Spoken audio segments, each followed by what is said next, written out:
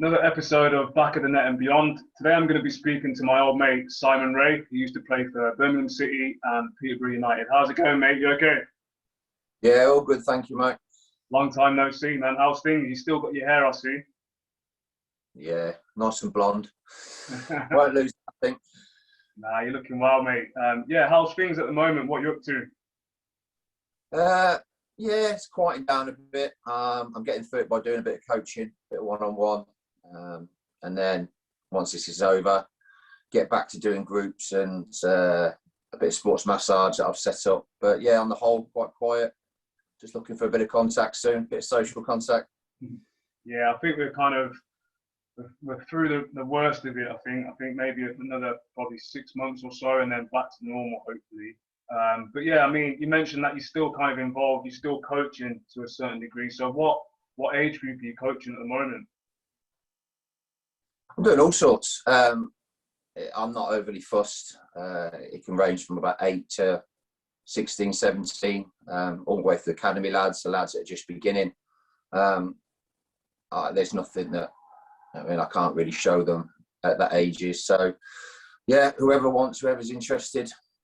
I'm based down Racing Club Warwick, so it's a good facility. It's something I love doing, enjoyed, studied for. So if I can continue doing it, I'll be on the right path, I think. Happy days. And how are you finding it, kind of seeing things from a different perspective? Because obviously we've both played the game, and sometimes when you're a player and you've got coaches saying this and that and talking to you about kind of how you should perform, how they want you to play, sometimes you've got your own ideas as a player. Now you're saying you're coaching. How are you seeing it from the other side of the fence? Yeah, I think you've got to be flexible with the ages. I don't think you've got to be too pushy, but yeah, you make them understand there's the standards, and there's a work ethic, and work with them rather than just telling them what to do, how to do it. If you can sort of collaborate and work like that, I always think you get more response off them. The enthusiasm, kicks in because you're manipulating it and you're kind of convince them it's their idea. They're more willing and responsive to suggestions. So yeah, it's just a matter of finding a balance of what I expect, like I said, with that work ethic and what they want to get out of the session, and meet somewhere in the middle. Nice, that's massive. And you mentioned there kind of sports massage. So talk to me a little bit about that. Yeah, it's been a bit of a disaster so far. Literally the week before I was due to open up my website and flyers and everything, we got locked down. So, it's probably easier if I take you back a few years before that. Obviously, I come out of football and I did my sports coaching degree with the intention of lecturing and coaching.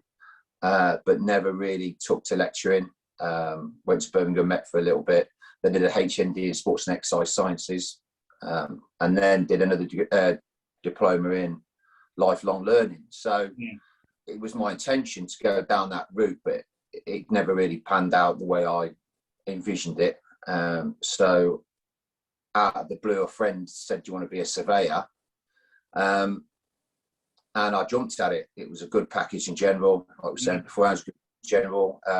Never thought of doing it. Flexible hours, good pay. And I did that for about 4.5 years. Then I had an operation, got ill.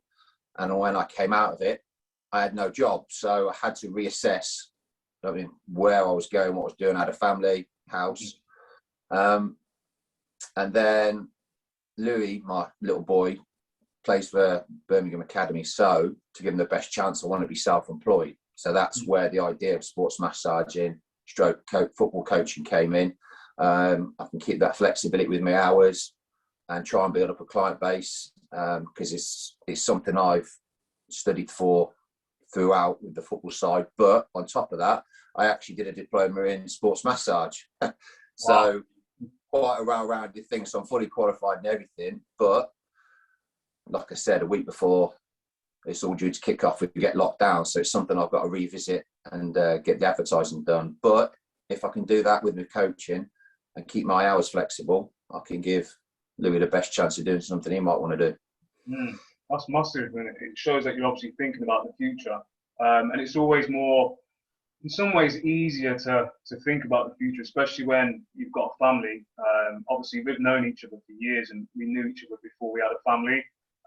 And you're always more selfish as an individual when you haven't got a partner or a child or children to look after. As soon as you have your first one, I always tell people it's like that moment of reality where it's no longer about you, it's about them. Yeah. So completely understand where you're coming from that perspective. But just to go back slightly, so you mentioned about obviously it's brilliant that you've got all these qualifications, and obviously you've gone to uni, you've got a couple of degrees, I think you mentioned earlier as well off there. So how did you find kind of studying?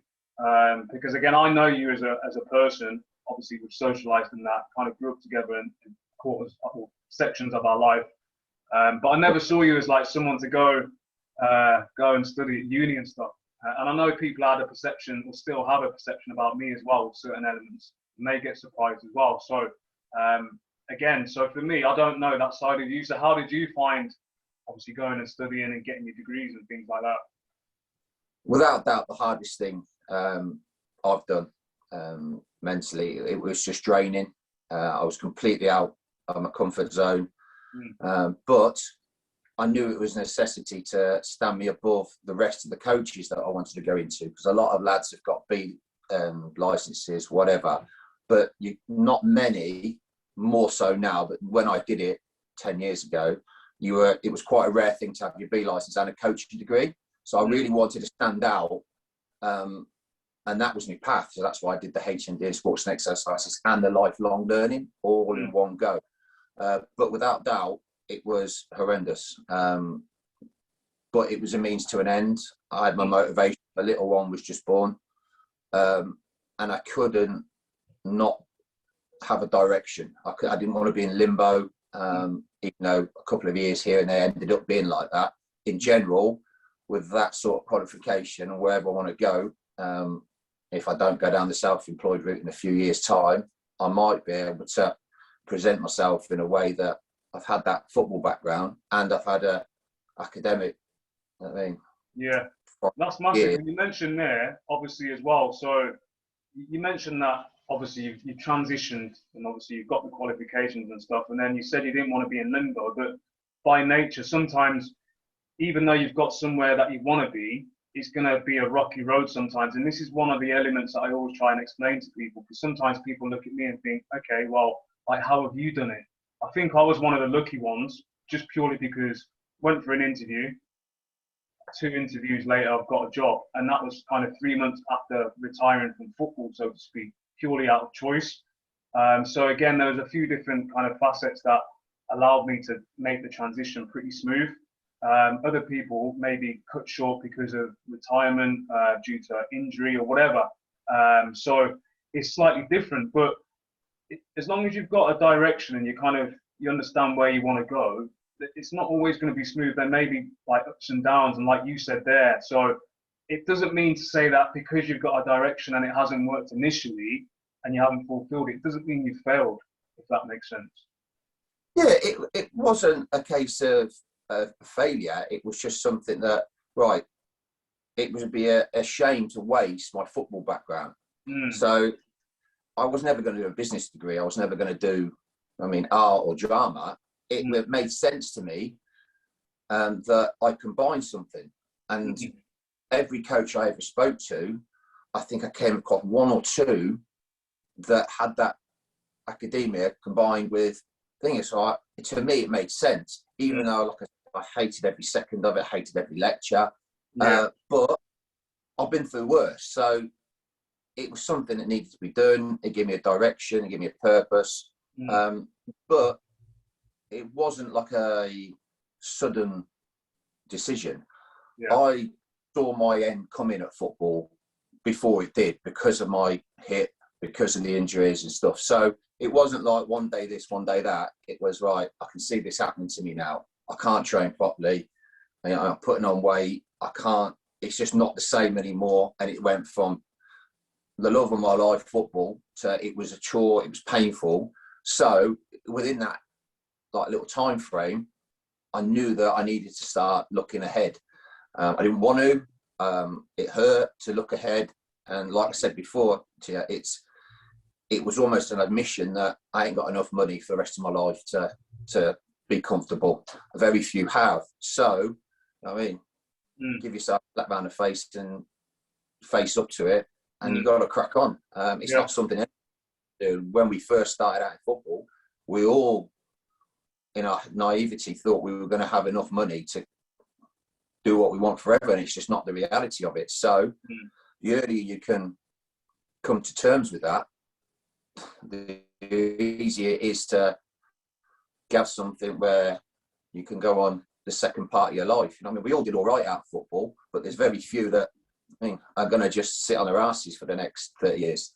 Yeah, 100%. And I think what helped you as well as me was, like, we never really had that ego. I suppose it's probably because we never played at the higher echelons of football for a sustained period, but I'd like to think it's down to our personalities and upbringing. We never had that ego whereby we'd always approach people with kind of the football kind of mentality, or the sports person mentality, whereby I'm a footballer and then I'm Simon Rea second. It was always like Simon Rea first, and then, okay, yeah, I played football. And I think that probably helped you with your transition. I know it certainly helped me, because when it came to me telling people I'm no longer playing anymore, now I'm doing X, Y, and Z, it was always a case of, oh, wow, that's really good. How have you managed to get that job? Did you know someone working there? And it was like, no, I just went for an interview like anyone else. So they were more shocked than anything. Whereas I know certain people I've spoke to outside of the podcast, they've been stuck in that like football bubble, in inverted commas, whereby they're surrounded by all the elements and all the trappings that come with football, and they don't want to let go of it. And sometimes that makes it more difficult for them to kind of retire, if that makes sense. Yeah, definitely. And I was always very aware. I was made aware of it from some of the older pros, especially when I was at Birmingham, about keeping it in check, because it can go as quickly as it came, football. And there's not much to shout about, because what I said to you before the hammer, a lot of football is lies and crap. It is. It's just part and parcel of the business. Yeah. So the more you go shouting, the more you go telling people, the harder the fall is. I mean, and I was very wary of that, and I was never one to, like you said, I was never one to shout about it unless I was asked, because I didn't want the attention, because I weren't David Beckham, I weren't, you know what I mean? The reality is, in a few years' time, you're not going to be a footballer. So just keep it in check, you know what I mean? Be polite, I mean, don't go causing hassle for people, because in a few years, you're probably going to be asking them for a job.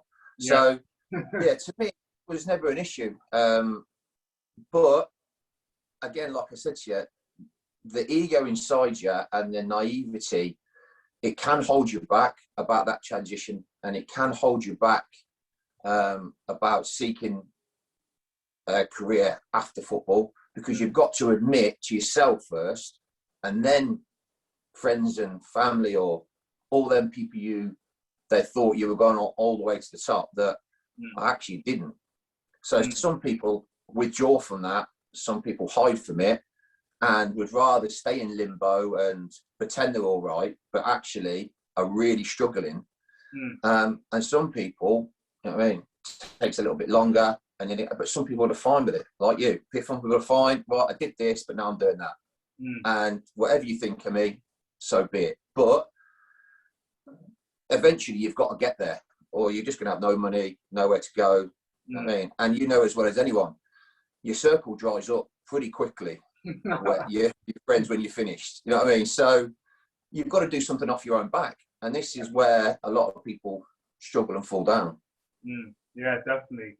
100%. And I agree with kind of everything you said there.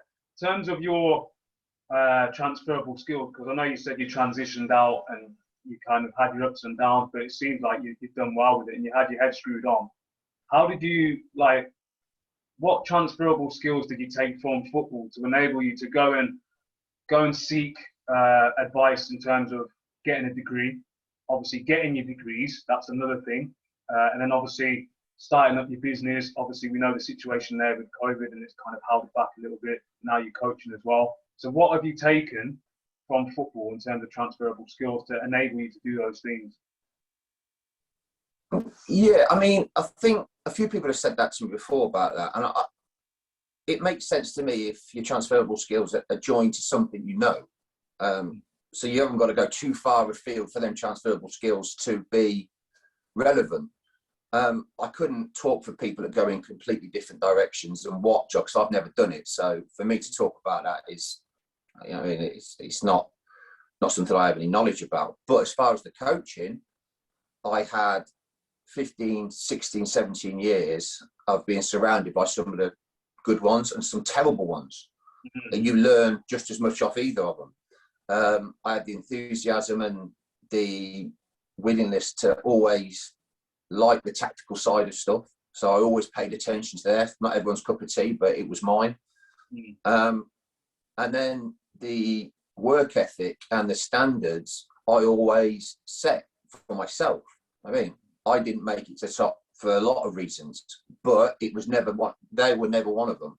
I mean, I'd always work. I'd always do that little bit that I had to do even for this. So these sort of transferable skills are obviously big things within that sports environment, and combine that with the coaching and the academia of understanding the different coaching techniques, nutrition and analysts, all that sort of stuff. It all combined well, and that just made sense for me. So it's a path that I was willing to do that little bit extra for, because I knew my transferable skills from football would help me in the coaching. And I suspect that's right for a lot of people within the football environment. But a lot of lads can't articulate it. A lot of lads are afraid. A lot of lads would rather step back than maybe put themselves forward and be embarrassed. And it's part and parcel of the journey when you finish football. You've got to put yourself out there. Definitely. 100%, mate. And if you don't, people just end up trampling all over you, as you know, and just bypassing you. So, yeah, you're 100% right there. You do need to put yourself forward. Sometimes you need to come out of your comfort zone. And sometimes I'd probably say, I mean, I'm not an expert, but elements of like anxiety, whereby basically anxiety is more or less you're thinking about something that hasn't actually happened yet. So basically, you're having those thoughts of, oh, well, I don't want to answer this question, or I don't want to put myself forward for fear of embarrassment. When in fact, if you did actually put yourself forward, not only are you going to gain experience from that, but it's probably not going to be as bad as your first sport anyway. So unless you do it, you're never going to know. So what you're saying is right. A perfect example of that is the interview process. You can't, but someone that's like us, that's been born and bred football, and all of a sudden you've got to go and interview, you've got to know hardly anything about that anxiety. Quite a few lads pull back. They don't go to the interviews. They don't. I mean, I know this because, like I said to you before, I did my dissertation on the PFA and what they can do, what they do, the good, the bad, and all that. And I did quite a few interviews, and it was all a common thread: anxiety, out of comfort zone, ego, and the other one, the big common thread was reading between the lines. Is we walk quite a lonely path. Footballers might seem social, they might seem like they're, but it's quite a lonely thing that you do at times. And it sounds bizarre to people, but I'm not on about, we're not looking for sympathy or anything. It's just quite a lonely thing you do. Yeah. And a lot of people take that approach to then doing stuff by themselves and going, I don't want to seek help. And this is where that little PFA link come in, and the lack of understanding of, well, I've done this by myself all these years for football. No one helped me with this. I'll go and do the same. And it's not quite the same process as in, you know what I mean? And they won't go for interviews. They won't put themselves out there because they don't want to look for help. And they go back to that little ego thing, is if I ask for help, they're going to know I failed at football. Where, as I said again before, it's not about the failure. It's just that the reality is you've done all right, but you can't retire. Yeah. And that's it. You didn't fail. You've played football for 10, 15 years, but you haven't got 5 million in the bank, unfortunately. So all these little things accumulate, and it that anxiety, like you said, it just all combines and holds people back and stops them transitioning anywhere near as easy as it actually is if you've just got out there. Exactly. And if you think about it, let's say the average age, I mean, I don't know statistics and things like that, but let's call it hypothetically, you retire when you're 33, 34, whatever. You've still got a massive chunk of your life to live going forward. Now, when you're 18 and you're speaking to the older pros or whatever it is, whatever sport you're in, and you're speaking to the older ones who maybe coming to the end of their career, and you're looking at them, I did it myself, you're looking at them thinking, mate, you're like 34, 35, you're proper old. And then you get to that age or near it and you're thinking, I've lived half of my life. I still probably haven't discovered myself. I've got so much more to give, so much more to learn. So again, if people look at it and approach it with that kind of mindset, it will make it easier as well. Yeah. But trying to tell that to 18, 19, 20, 24, 25, 26, you still think, I remember the feeling. You think you're invincible. You think, right, my next contract, that's going to be it. I'm going to do that. I'm going to retire. It's just not reality. And I've almost given up trying to tell people it because you've got to find it by yourself. Yeah. And I didn't because I thought that I've still got another 10 years left. But in reality, I had about 4 or 5 before my hip went and the rest of my injuries.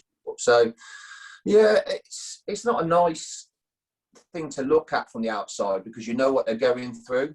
And that's why I always try and help the lads when I can. But as long as you're there and you're talking and you're communicating, I think you'll come out the other side all right.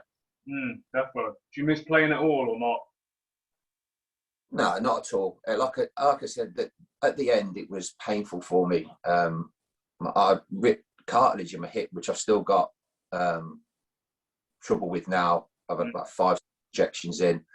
I had some badly timed injuries from my ankle and my both medials went. That's how I finished at Peterborough. I got off the bus at Brighton, got off the coach, playing cards all the way back, stepped off it, and I just collapsed. Wow. Don't know how I did it. I didn't really play for Peterborough again after that. Did a pre-season, couldn't get through it, put on weight, and then ended up going Kidderminster, Cambridge, but I knew by then it wasn't right, and then that extra bit of unfitness, my hip went, and then it's pretty much the end of the line for me. And I was only 31, so yeah.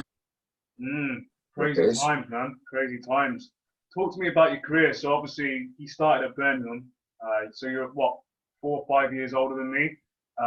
So I remember obviously when you were there and stuff, and I used to speak to you about kind of training and things like that, because obviously you're years ahead of me from that perspective. So talk to me about Birmingham and like your debut for Birmingham. Oh wow. Well, 17 I think I was, just turned.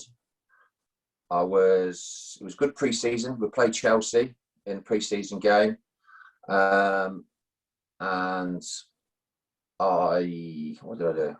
I went up for a header in my last pre-season game. Baz said to me, go and get half an hour more, or 17. Yeah, 17. Said, go and get another half for the under 21s. Went up for a header, bust my ankle.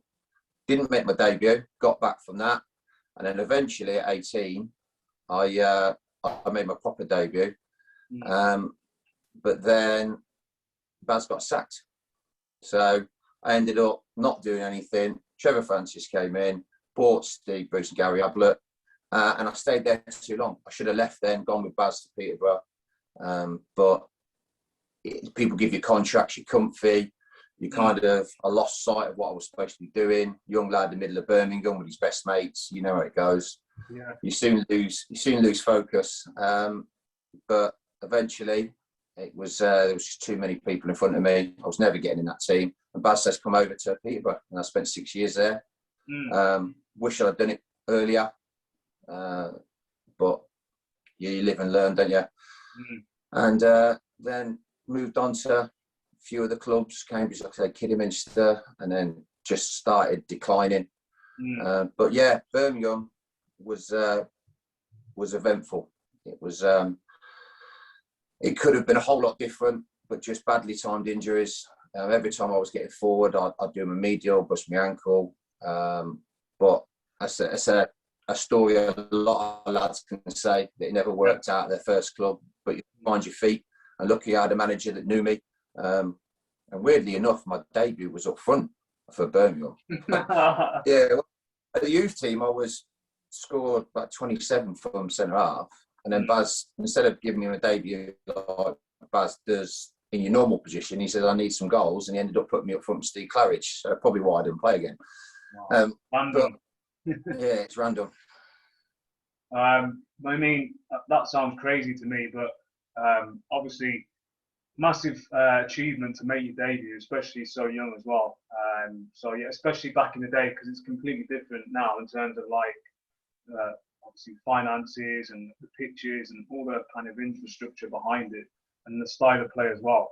And then obviously you drop down. So how did you find like dropping down the leagues in terms of the physical side of it? Obviously the standard, the facilities, things like that. Yeah, I mean, at Blues, I'd already had a taste of it. So I went to Kettering on loan for a bit when I was younger as well. So that was a real eye-opener as far as training in the evening, no pre-matches, long coach journeys. So it wasn't, I mean, that really shocked me when I first did it at 17, whatever it was. So when I went to the Nuneatons and Redditches and things like that, I already knew what to expect, even though it was a long time ago. But at that point, I couldn't train properly. I couldn't move properly. I put on about a stone. So it was a non-starter really. Even though I was trying my hardest, I gave everything for him. I was nowhere near the standard I knew that I needed to be. But it kind of kick-started me. And this is what I said to you earlier about me seeing the end before it came. And then 2 or 3 years, it was a harsh lesson that it's coming to an end. You got lads that are non-league and they're twice as fit as you, and it shouldn't be that way. So it was a good and bad thing, really. It was hard to take, but it kick-started me in the right direction for the future. Massive. Just coming to an end now, it's kind of something that I always ask, like, obviously we've covered a broad range of topics and stuff, but like going back slightly or even going forward, do you think more help's needed when it comes to like player retirement? And I'm talking about, again, all the organisations that you come up against when you're playing football. I'm talking football as well as other sports now. So the PFA, I know the Cricket Association, cricket players have got like the equivalent of the PFA as well. The FA, any other kind of organisations, do you think they need to help players more? Do you think players need to help themselves more? Yeah, I mean, like I said, I was PFA delegate, and so I knew what they did in a bit more depth than the average person, and that's why I was intrigued to do my dissertation on them, because I kind of knew the ins and outs of it. And they do far more than people actually realise. That they give you a lot of help, and they progress every year, I think, or every other year in little bits. But as far as helping lads 18, 19, 20, 21, all they can do is give information and be there. And so, because you know as well as I do, we didn't listen. I don't know any 18-year-olds that listen, 19, 20, 21, because that again, it's almost, you've got to contemplate that you're not going to be a millionaire. And it's almost unimaginable at that age. You're not going to be a millionaire, and you're going to have to, you know what I mean, go out and work ever. So I think that all they can do is give the information, be proactive, make sure people are coming into clubs, force the issue a little bit, but I can't see how drowning them information is going to help them, because they're just not going to listen. They're going to switch off. So I haven't got the answer for it. I don't know that happy medium about the information being there, making sure that they're a bit proactive about going into clubs and just checking on lads, and having that helpline that's been mentioned at the moment about lads being released. How many are going to contact them, I don't know. Even if it's 1 or 2, it's going to be worth it. But I honestly haven't got the answer, because I wouldn't have done it. I'm pretty sure if I was released at 18, I wouldn't have called them. I'd have just sod you sort of attitude. You know what I mean? I just don't know. So I think as long as the information's there and information for the parents as well, and that support bubble within the club, maybe have if they can afford it, a PFA rep for every club, that every end of every season, or that retain and release date, make sure they're there, especially in that first couple of weeks where it's a shock to the body. After that shock disappears, everyone I spoke to, it does deteriorate a little bit, but that first month or 2 months where you're thinking, oh my God, it's the end, I can't ever see my future, and that's when disaster happens and they take their lives. So again, I'm not sure it's one easy fix, maybe a combination of it all, but when I did the gestation, it was a big thing that they weren't proactive a little bit more on these sort of issues. And obviously it's come to light a lot more lately with the lads taking their lives, but that retain and release date needs to be combined with a whole lot of support, I think. Definitely. I think the support's got to come from all quarters. So you've got the organisations like the FA and the PFA, but the clubs as well, they need to help the parents and also the players. But the parents have also got to help the kids as well, because a lot of the kids are being influenced heavily by their parents, and naturally that would happen. But sometimes the players or the parents haven't got the child's best interest at heart, or sometimes they're just not from a sporting background. So with you now, you've been there and done it, so you can educate Louis to a certain degree of the pitfalls, and also like the pros as well, as in the pros and cons. But some parents, they just don't know. I mean, my parents weren't from a sporting background at all, but luckily I had my brother, and my take on it as well, with my older brother, got a big family, but one of them, obviously Jeff, you know Jeff, he was the one that normally used to throw me around and stuff. But in terms of like my mindset, it was always, look, if I don't make enough, or if I can't see like an avenue for me to make enough, I'm probably going to have to work. So that helped me a lot, although I still tried to make it as much as possible. But it all depends on where you are and in terms of your journey and stuff. So there's no easy fix, like you said. It is pretty difficult. It's hard to determine what will happen. Yeah, but it is very difficult. And what brought it home to me was Leon Mackenzie. You know what I mean? We were good mates at Peterborough, and we didn't see each other. And I'm not saying it to me, it's just everyone in general. That kind of thing really brought home to me. Jesus, I hadn't checked in on him for a year. You know what I mean? Hear that, and then obviously Jay Lee was, you know what I mean, close to him. But it always made me think, wow, that can be anyone. You know what I mean? And Leon had a lot more life experience than some of these young lads who all they can see is that. So for me, parents definitely educated, maybe someone coming in and around those time and dates, just to say, look, this is A, B, and C. And quite often because they've always only been in one club, they don't actually realise that 99% of footballers, it's only your first club. So you might, after Coventry 14, then I got released at Birmingham. It's just your first club.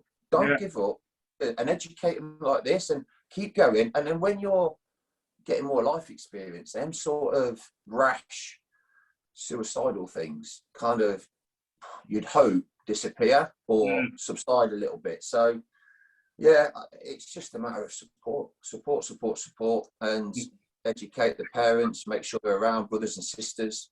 Yeah. All that, even bring best friends in. You know what I mean? Yeah, true. 100%. And in terms of advice, have you got any advice for any player now or any athlete? So I'm talking young, old, middle of their career. Any advice in terms of approaching retirement or preparing for it? It's going to be hard.